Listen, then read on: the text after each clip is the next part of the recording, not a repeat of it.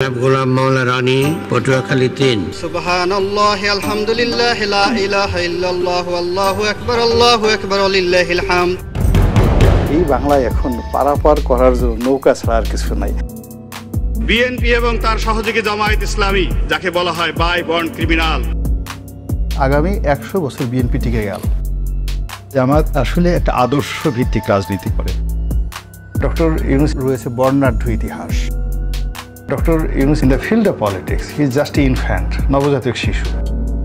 শেখ হাসিনাকে ক্ষমতায় বসানোর জন্য যা করা দরকার সবকিছু করতে হবে এবং দরকার হলে বাংলাদেশকে সিকিম বানিয়ে ফেলতে হবে।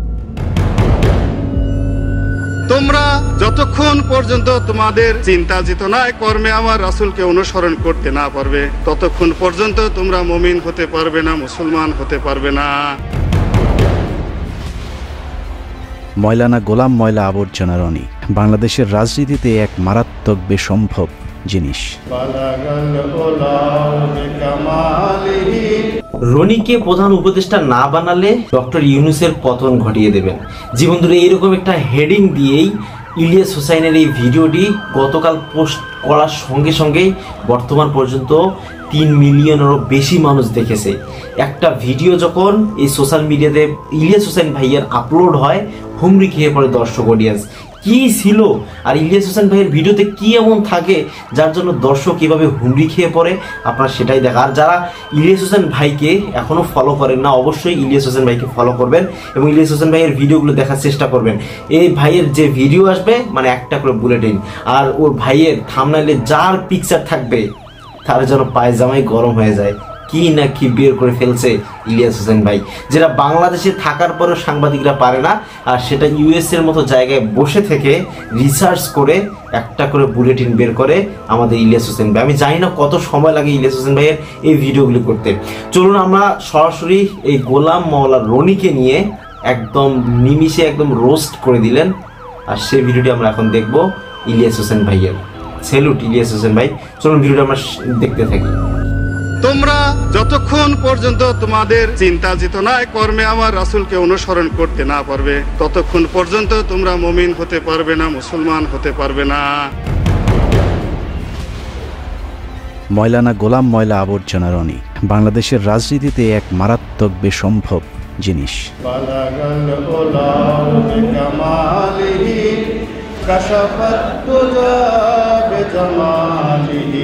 1967 সালে পয়দা হওয়া 57 পেরিয়ে 58-তে পা দিতে চলা এই স্বঘোষিত রাজনীতিবিদ এখন পর্যন্ত সিদ্ধান্ত নিতে পারেনি সে আসলে কোন দলের রাজনৈতিক মতাদর্শে বিশ্বাসী। আমি মনে করি মির্জা ফখরুল থেকে শুরু করা সবারই উচিত জয় বাংলা বলা। আওয়ামী লীগ এত অভাবগ্রস্ত, একটা লোকও নৌকার মাঝি হতে চায়। সংসদে কোনো রাজনীতি নেই। আমার সাথে অনেক বড় বড় মানুষ রয়েছেন যাদের হয়তো পদ পদবি নেই। বিজয় বলতে কি সিংহাসনে বসা? যখন যেখানে সুবিধা পেয়েছে রনি সেখানে মুখ লাগিয়েছে, কিন্তু যেখানে মুখ লাগিয়েছে সেখানেই দুর্গন্ধ ছড়িয়েছে, যে কারণে তার মুখ যেখানেই লাগিয়েছে সেখান থেকেই তাকে অসম্মানজনকভাবে ভাগিয়েছে। বোবার যেমন কোনো শত্রু নেই, গোলাম ময়লা রনিরও সুনির্দিষ্ট কোনো রাজনৈতিক প্রতিপক্ষ নেই। কখনো বিএনপি, কখনো আওয়ামী লীগ, কখনো জামায়াত, আবার কখনো এন্টি জামায়াত। এ যেন একই অঙ্গে বহু রূপ, যে কারণে কারোর সাথে তার তেমন কোনো বিরোধ নেই, আবার বন্ধুত্ব ভেঙে যায় সুদীর্ঘ হবার আগেই। জন্ম থেকেই জ্বলতে থাকা রনিকে বাংলাদেশের নিষ্ঠুর রাজনৈতিক দলগুলো উষ্ঠা লাথির উপরে রেখেছে। যখন যার প্রয়োজন হয়েছে গরিবের সুন্দরী বউয়ের মতো কাছে ডেকেছে, আবার পরক্ষণেই বিছানা থেকে পাছায় লাথি দিয়ে খাটের নিচে ফেলেছে। বাংলাদেশ আওয়ামী লীগ থেকে বেদনা, অপমানবোধ, লাঞ্ছনা এবং গঞ্জনা কোনো একটা মানুষের পক্ষে বিএনপিতে যাওয়া এটা সাধারণ কোনো ঘটনা নয়। নেতা শব্দটি আমার জন্য প্রযোজ্য। যোগ্যতা কি বিএনপি আপনাকে দিল না? এটা একটা ভিন্ন একটা প্রসঙ্গ। সব দলের লাথির ছাপ পাছায় নিয়ে রনি এখন দিক বিদিক ছুটছে। স্থির হয়ে বসতে গেলেই ব্যথা তাকে মনে করিয়ে দেয় রনির কোন কোন জায়গায় ব্যথা। মানুষের শরীরে যখন ব্যথা হয় না, কখনো নখে ব্যথা থাকে, আবার একটু পরে মাথায় চলে যায়। আপনার তো বয়স অল্প, এখন অত ব্যথা হয়নি, একটু পরে সেই ব্যথা 5 মিনিট মাথায় গালে চলে আসে, কানে চলে আসে। ব্যথা খুব দ্রুত সারা শরীরে ছড়াতে থাকে। ব্যথার এরকম যন্ত্রণা, সারা অঙ্গে এরকম ব্যথা নিয়েই চলছে রনির দিনকাল। কিন্তু প্রশ্ন হলো এভাবে আর কতকাল? একটা জায়গায় তো তাকে থামতে হবে, না থামলে সবাই মিলে তাকে থামাতে হবে। কেননা রনি যে পাগলামি শুরু করেছে তাতে মনে হচ্ছে পাগলা গারদে যাবার ঠিক আগের স্টেজে আছে সে। আমার এই সকালে পেট খারাপ থাকে, বিকালবেলা মাথা খারাপ থাকে, রাতে ঘুম হয় না। আমি চিন্তা করলাম করিটা কি। পাগলামি আর একটু বাড়লেই পাবনায় আরেকটি বেড খালি করতে হবে তার জন্যে। কিন্তু আমরা রনির মতো একজন রাজনৈতিক জোকারকে হারাতে চাই না, যে কারণেই তাকে সংশোধন করতে আজকের এই প্রতিবেদন। সহিংস আন্দোলনের নামে অবশ্যই পুলিশের অধিকার আছে তাদেরকে গুলি করে মেরে ফেলা, অবশ্যই আছে। 5 আগস্টের দুদিন আগে চ্যানেলে টক শো শেষ হবার পর উপস্থাপিকার সাথে মানিকের যে অনাকাঙ্ক্ষিত ভিডিওটি ছড়িয়ে পড়েছিল সেটারও নাটের গুরু ছিল গোলাম ময়লা রনি। টক শো শেষে অত্যন্ত অশ্লীল ভঙ্গিতে রনি মানিককে বলেন উপস্থাপিকাকে একটু আদর করে দিতে। মানিক ভাই, আপনি অনেক রাগ হয়েছেন, আদর করে দেন।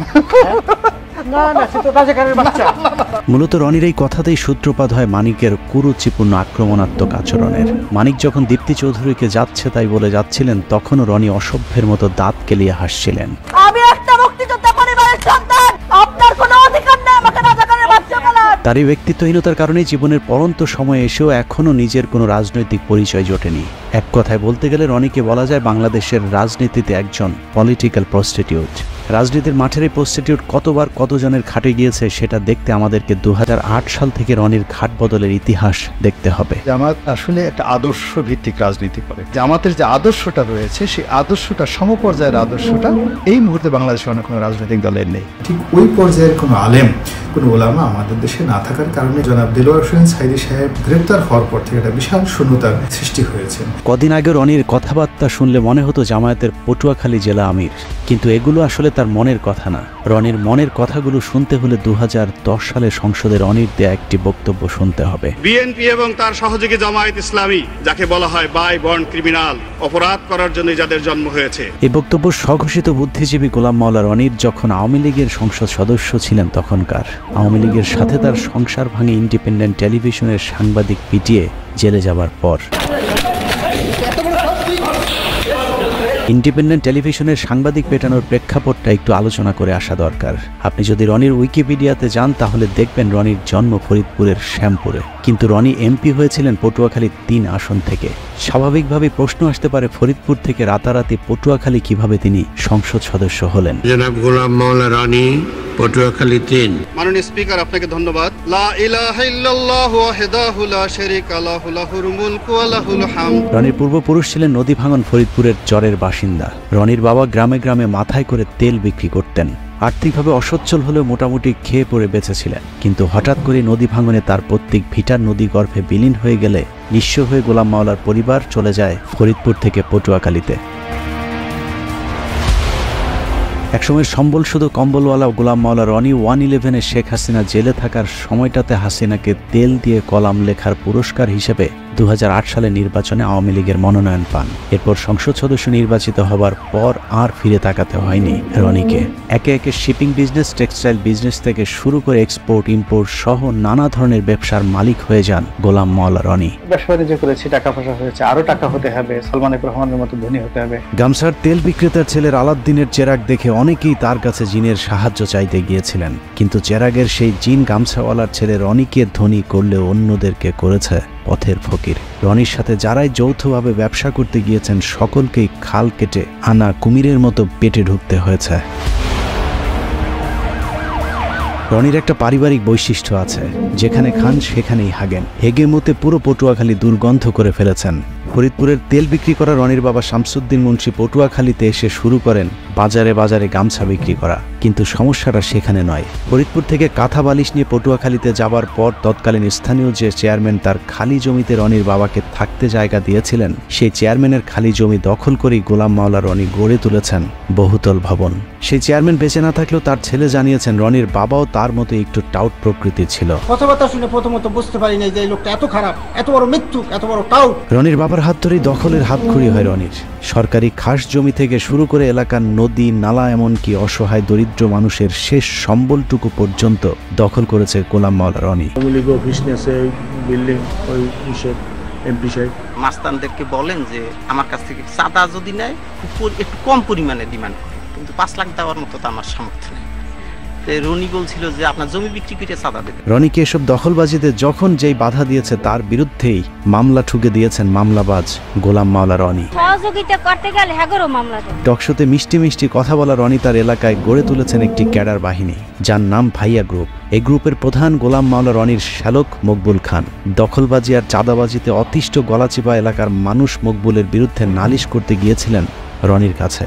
কিন্তু ভুক্তভোগী ব্যক্তিরা বুঝতে পারেননি টেলিভিশনের রনি আর টেলিভিশনের বাইরের রনি এক জিনিস নয়।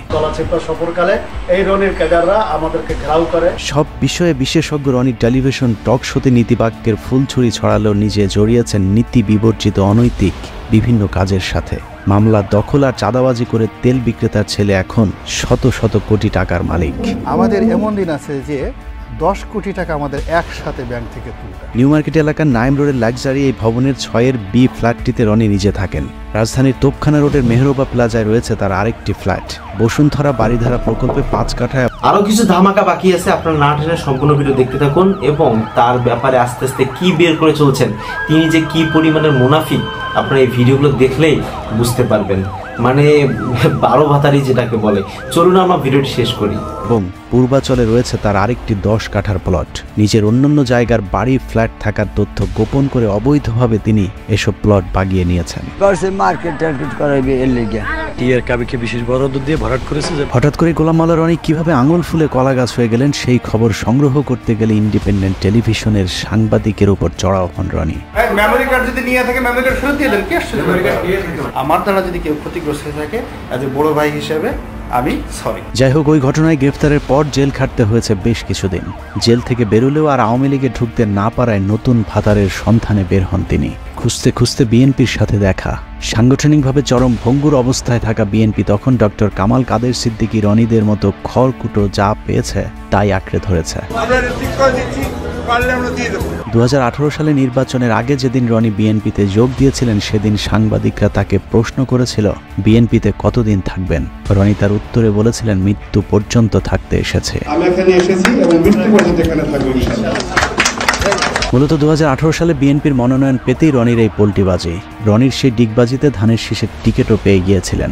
কিন্তু পটুয়াখালী 3 আসনে আজীবন বিএনপির রাজনীতি করে আসা বিএনপির মূল প্রার্থী মনোনয়ন প্রত্যাহার না করে রনির প্রতিদ্বন্দ্বিতা করেন। গোলাম মাওলা রনি এখন আওয়ামী লীগের সঙ্গে বেইমানি করেছে, সামনে বিএনপির সাথে করবে। সে বিএনপিতে যোগ দিয়েছে, জনগণ তাকে আর কোনোদিন সমর্থন করবে না। তাকে মনোনয়ন দেওয়া হয়, কিন্তু নির্বাচন কমিশন তার মনোনয়নের প্রার্থিতা বাতিল করেছে।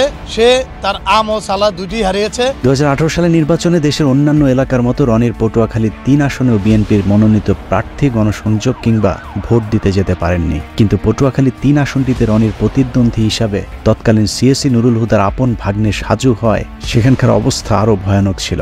সকালে রনির স্ত্রী ভোটকেন্দ্রে যাবার পর আওয়ামী লীগের লোকজন তার গাড়ি ভাঙচুর ও মারধর করলে রনি আওয়ামী লীগ প্রার্থীর বিরুদ্ধে মামলা না করে তার প্রতিদ্বন্দ্বী বিএনপির বিদ্রোহী প্রার্থী ও তার সমর্থকদের বিরুদ্ধে মামলার নির্দেশনা দেন। গাড়িটা আগে থানায় নাও, থানায় নিয়ে এই সুযোগে মানে প্রার্থী সহ সবাই মামলা দিয়ে দাও। আচ্ছা ঠিক আছে, এটা কিন্তু আমাদের সুযোগ এবং সব জায়গায় টেলিফোন করে হাজার হাজার লোক থানায় ঘেরাও করে। তারপরেও সে সময় বিভিন্ন অনুষ্ঠানে গোলাম মাওলা রনি নিজেকে বিএনপির অত্যন্ত গুরুত্বপূর্ণ এবং নীতি নির্ধারণী পর্যায়ের নেতা হিসেবে দাবি করতে শুরু করেন। আমি বিএনপির একজন নীতি নির্ধারণী, অন্যতম নীতি নির্ধারণী ব্যক্তিত্ব আমি এখানে বলছি। অভিযোগ রয়েছে মির্জা ফখরুল ইসলাম আলমগীরকে 10 লাখ টাকা দিয়ে রনি রাতারাতি দল পাল্টে বিএনপির টিকিট পেয়েছিলেন।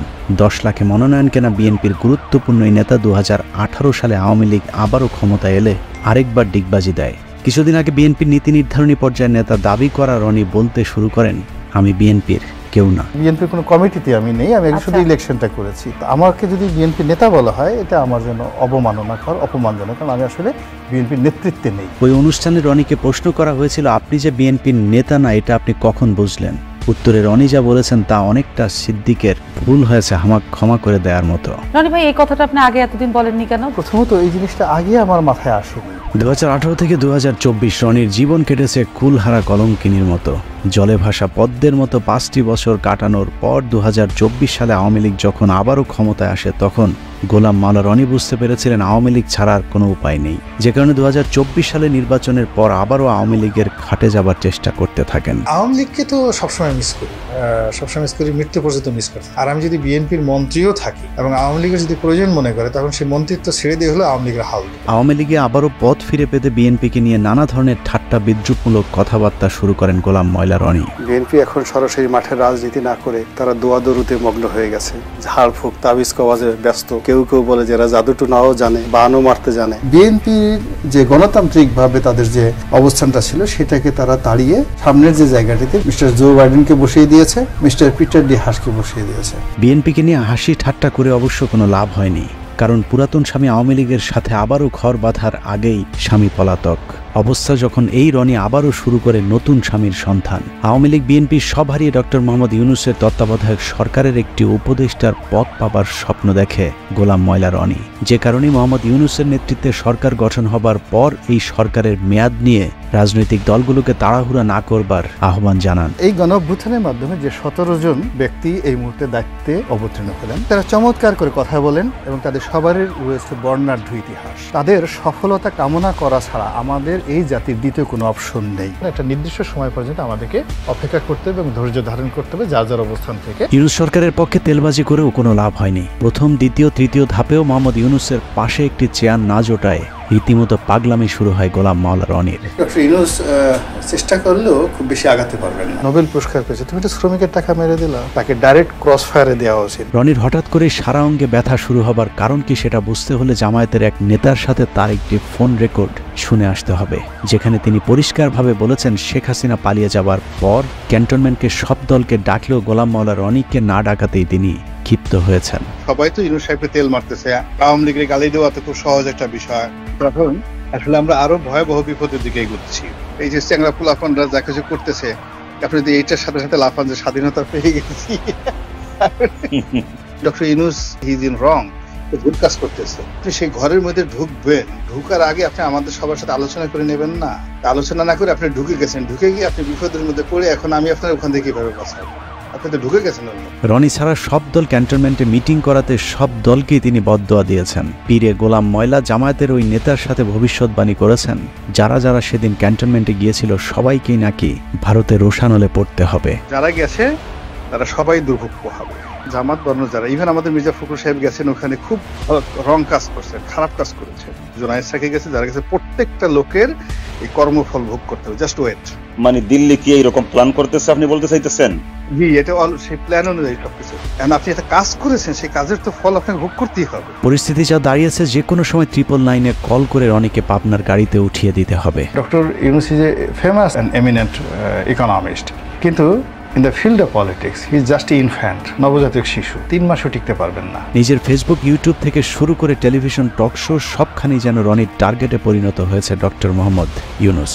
মুখরোচকর টাইটেল, থাম্বনেল আর নানা ধরনের ব্যাখ্যা বিশ্লেষণের মধ্য দিয়ে ডক্টর মোহাম্মদ ইউনূসকে বিতর্কিত করবার জন্য যেন রীতিমতো ন্যাংটা হয়ে রাস্তায় নেমেছেন গোলাম ময়লা রনি। 11 সেই সময়টিতে মঈনুদ্দিন ফখরুদ্দিনের উপরেও ছিলেন ডক্টর মোহাম্মদ ইউনূস। তাতে 11-এর একটা লেটেস্ট ভার্সন, এটাকে আপনি ডিজিটাল ভার্সন বলতে পারেন। একটি সূত্র জানিয়েছে, বাংলাদেশের রাজনীতির হিরো আলমের update version Alam pro max Golam ময়লা রনির সাথে আওয়ামী লীগের একটি সমঝোতা হয়েছে। রনিকে যেহেতু জামায়াত, বিএনপি, ডক্টর ইউনূস কেউই পাত্তা দিচ্ছে না, সে কারণে তিনি এখন আওয়ামী লীগের সাথে হাত মিলিয়ে সূক্ষ্ম ষড়যন্ত্রে লিপ্ত হয়েছেন। এরই মধ্যে শেখ হাসিনা সম্পর্কে গুণগান শুরু করেছে রনি। সামনে হয়তো প্রকাশ্যে আরো গুণগান শোনা যেতে পারে। চীনের এবং আমেরিকার চক্রান্তে বাংলাদেশে শেখ হাসিনাকে যেভাবে বাংলাদেশ থেকে তাড়ানো হয়েছে, এটি নির্মম, এটি অন্যায়, এটি অসাংবিধানিক। বাংলাদেশে একটা উগ্র জঙ্গিবাদ তৈরি হয়েছে। এই জঙ্গিবাদের চক্রান্তে শেখ হাসিনা ক্ষমতাচ্যুত হয়েছে। তো কাজেই শেখ হাসিনাকে আবার ক্ষমতায় বসাতে হবে। প্রয়োজনে বাংলাদেশে ভারতীয় সৈন্য সমাবেশ ঘটাতে হবে। শেখ হাসিনাকে ক্ষমতায় বসানোর জন্য যা করা দরকার সবকিছু করতে হবে এবং দরকার হলে বাংলাদেশকে অধিকার করতে হবে, কাশ্মীর বানিয়ে ফেলতে হবে, সিকিম বানিয়ে ফেলতে হবে।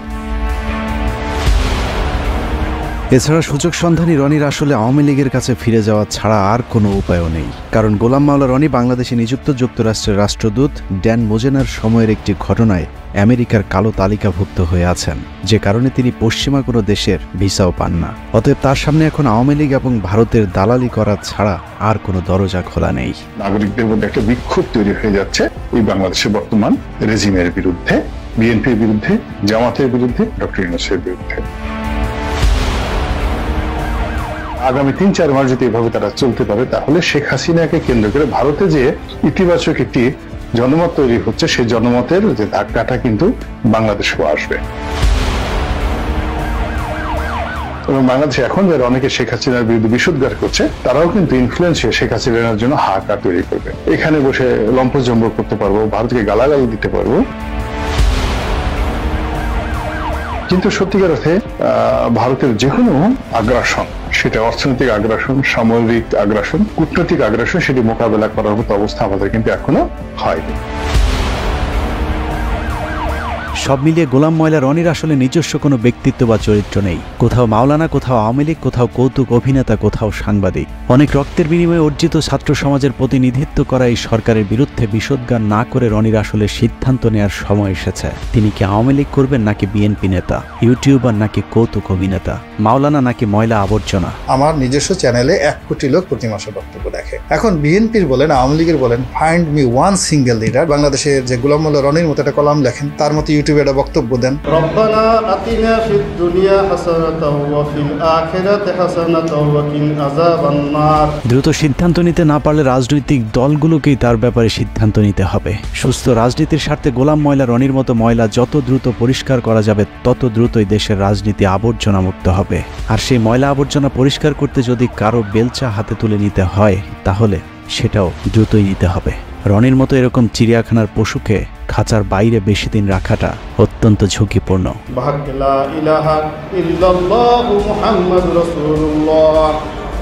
এই মানুষটি আমাদের চোখের মধ্যে একদম অনেক ভালো মানুষ ছিলেন, এই গোলাম ময়লা রনি। কিন্তু বন্ধুরা, আজকের ভিডিওটি দেখার পর এখন আপনাদের মন্তব্য কি অবশ্যই আমাদের কমেন্টে জানিয়ে দেবেন। অনেকেই এরকম গোপন তথ্যগুলো আমরা কোনোভাবে কোথাও পাইনি। আর আজকে আমাদের ইলিয়াস হোসেন ভাইকে স্যালিউট জানাই যে এত সুন্দর একটি ভিডিও আপনি আপলোড দিয়ে আমাদেরকে চোখ খুলে দিলেন।